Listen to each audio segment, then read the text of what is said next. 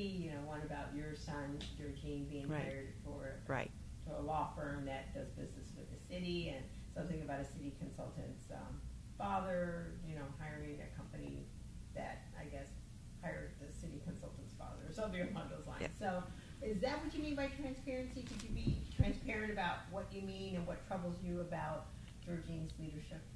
Well, I think that the law director provides a slew of issues. I don't think that he's he's represented the city well. And I am mostly concerned with how this administration, especially the mayor, allows a public figure to stand in council and berate a resident, file a lawsuit against a resident. And I think that our residents deserve better treatment than that. I think that if the the law director should avoid representing, and if he does represent people in the public office in various cases, those things should be disclosed. I'm not so much concerned about the acts or the particulars, but what I am concerned about is the fact that the residents and the public has the right to know. The old school way of doing politics and business in South Euclid and across this country and nation should have changed. The residents and people expect better. They want more transparency, they want an open government, and they want to know that their leaders that they vote for, that they entrust, are doing the right thing with the resources that they have.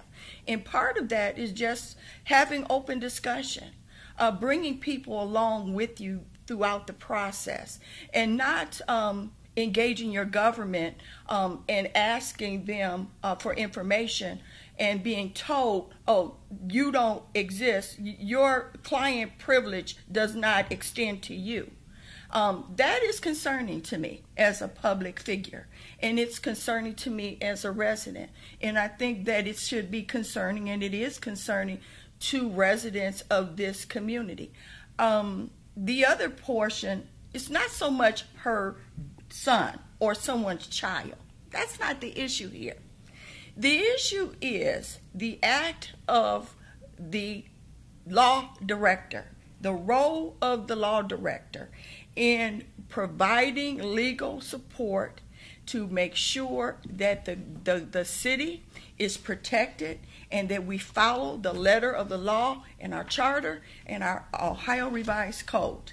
And to that end, if the law director is going to engage in any activity, or if a vendor is going to engage in any activity, the public has a right to know. That's it. That is the bottom line. It's not so much about our families. We understand that all of that comes up in the course of our day-to-day life as public officials, and that's just what we have to deal with. But when the rubber meets the road as elected officials is when we utilize our access and resources and to advance or support something else outside of the public realm, and then tell the public, oh, you don't need to know about that? Regarding the law director, Michael Lograsso, no one ever talks about, that he's doing a bad job. Everyone seems quite happy with this job.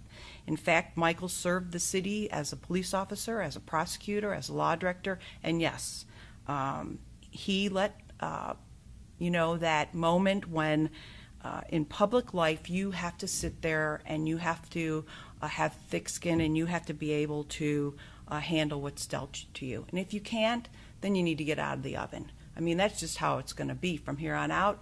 And I think things are very different because of technology and transparency and things like that. Michael apologized publicly. Michael said he learned from that. And what did he apologize for?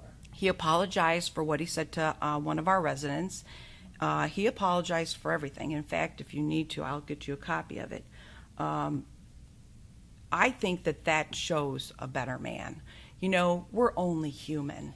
And when someone, when someone comes up in every single meeting I have it, You know, you just have to understand that that's part of the job. I've asked the mayor to explain the legal fees for her law director when he's paid for outside legal fees. And I get nasty emails back and threaten to get an EEOC report if I continue to ask questions where I think should be asked of the law director and the mayor. I don't think that describing why we paid the law director $9,000 for 70 hours of work and explaining to me what did we pay for is it should be protected under attorney-client privilege. And then when I come back to the mayor and the law director, and the mayor and the law director tell me, oh, I'm sorry, that information is protected under attorney-client privilege, that's not a good way to conduct business. And I'd like to respond. All of our records are open to our city council on those private matters. We ask them to come in and to review them in City Hall. The councilwoman said she would refuse, that she wanted to sit at her kitchen table with a cup of coffee at her leisure to look at them. I will tell you that several city council members have done it. I can tell you that your own legal department came in and looked along with one of your reporters, and that there was nothing there. Things had to be redacted at that point, but we still gave them everything we could. She has chose not to come into City Hall and sit down in a room and review these.